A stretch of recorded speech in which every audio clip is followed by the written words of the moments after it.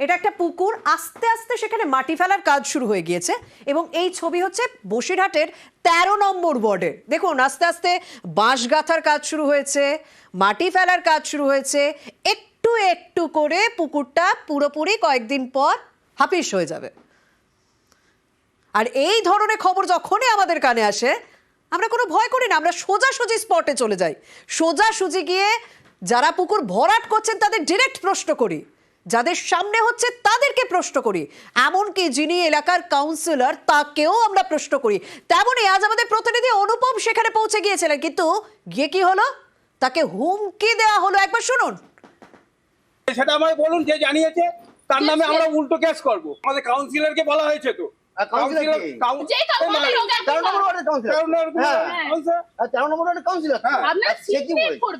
সে তো কোনো কথা বলিনি তো, সে ভর্তি করার সে তো কোনো ব্যাপারে কোনো আসেই নি ব্যাপারে।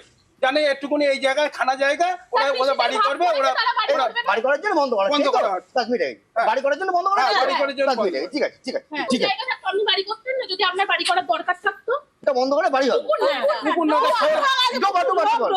বন্ধ করে বাড়ি করা হবে। আমার সঙ্গে সরাসরি আমার প্রতিনিধি অনুপম সঙ্গে রয়েছেন। অনুপম, আমার মনে আছে বসিরহাটে আগেও তুমি পুকুর ভরাটের ছবি দেখিয়েছিলে, আগেও তোমাকে হুমকির মুখোমুখি পড়তে হয়েছিল, আগেও তোমাকে ছবি ডিলিট করতে বলা হয়েছিল। আজও যে ঘটনাটা ঘটলো ১৩ নম্বর ওয়ার্ডে, কিন্তু এখানে তো অদ্ভুত কথা শুনছি যে কাউন্সিলর সবকিছু জানেন।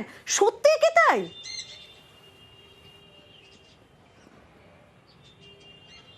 দেখো সমীক্ষাদি, এই যে বসিরহাটের ১৩ নম্বর ওয়ার্ড, এই ১৩ নম্বর ওয়ার্ডে আগেও আমরা একটা পুকুর ভরাটের খবর করেছিলাম এবং সেখানে কিন্তু তখন কিন্তু আমাকে একদম সোনার দোকানের মধ্যে ডেকে নিয়ে গিয়ে হুমকি দিয়ে আমার ছবি ডিলিট করা হয়েছিল।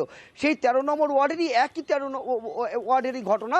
এটা হচ্ছে বসিরহাটের যে কাস্টম অফিস, সেই কাস্টম অফিসের পিছনে এখানে গোকুল কুণ্ডু বলে এক ভদ্রলোক, তার যে সম্পত্তি, সেই সম্পত্তি তার ছেলে মেয়েদের মধ্যে ভাগাভাগি হয়ে যায় এবং তার যে বড় মেয়ে এবং তার যে জামাই, তারা এই যে তাদের ভাগে যে পুকুরটা পড়ে, যে সম্পত্তি পড়ে, সেই সম্পত্তির মধ্যে যে পুকুর, সেই পুকুরটা কিন্তু বন্ধ করা হচ্ছে এবং তার আত্মীয় স্বজনদের সহযোগিতায় কিন্তু পুকুরটা ভরাট করছে।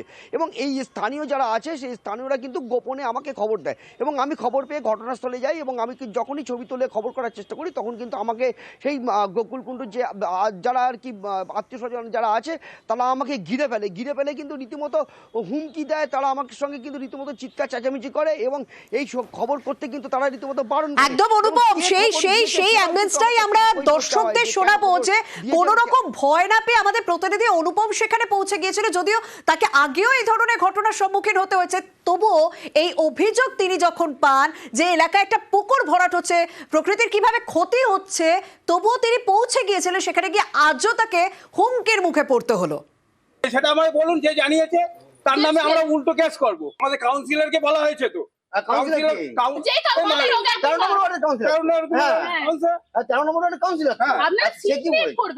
সে তো কোনো কথা বলিনি তো, সে ভর্তি করার সে তো কোনো ব্যাপারে কোনো আসেই নি ব্যাপারে। জানে একটুকুনি এই জায়গায় খানা জায়গা ওরা ওদের বাড়ি করবে, ওরা বাড়ি করার জন্য বন্ধ করা বাড়ি করার জন্য বন্ধ করা। ঠিক আছে ঠিক আছে ঠিক আছে, আপনি বাড়ি করতেন না, যদি আপনার বাড়ি করার দরকার থাকতো এটা বন্ধ করে বাড়ি হবে, বন্ধ করে বাড়ি করা হবে। অনুপম, আমার তোমার কাছে স্পেসিফিক প্রশ্ন, এখানে বারবার কাউন্সিলরের কথা বলা হচ্ছে, কাউন্সিলর কি সত্যিই জানেন যে ১৩ নম্বর ওয়ার্ডে তার ওয়ার্ডে পুকুর ভরাট হচ্ছে? কি বলছেন তিনি?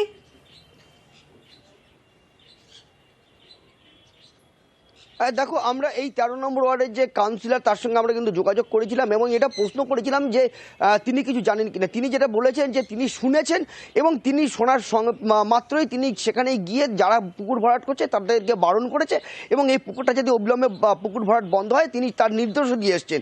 কিন্তু এখানেই প্রশ্ন যে ১৩ নম্বর ওয়ার্ডে কেন বারবার পুকুর ভরাটের ছবি আমাদের করতে হচ্ছে, কেন ১৩ নম্বর ওয়ার্ডে এরকমভাবে পুকুর ভরাট হচ্ছে, কেন কাউন্সিলর উদ্যোগ নিচ্ছে না, এটা কিন্তু একটা বড় প্রশ্ন থেকেই যাচ্ছে। এটাই একটা বড় প্রশ্ন। তাই কাউন্সিলরের বক্তব্য শুনবো যে বারবার কেন এই একটা ওয়ার্ডে পুকুর ভরাটের অভিযোগ আছে, আর কাউন্সিলর কি সত্যিই জানেন না, না যেদিন জানছেন সেদিন আদৌ কোনো ব্যবস্থা নিচ্ছেন না, পুরো বিষয়টাই জেনেও না জানার ভান করছেন? শোনা যাক। আমি গতকাল সন্ধ্যেবেলা এটা শুনেছি এবং শোনার সাথে সাথেই যে বাড়ির মালিক আছে তাকে বারণ করেছি। ওনারাও যেহেতু এখানে থাকে না, যার নামে জায়গাটা, উনি বাড়ি বারাসাতের ওইদিকে, উনি আসছেন, এসে আমার সাথে দেখা করবেন, আমি অলরেডি বারণও করে দেবো এবং বন্ধও করেই দেবো।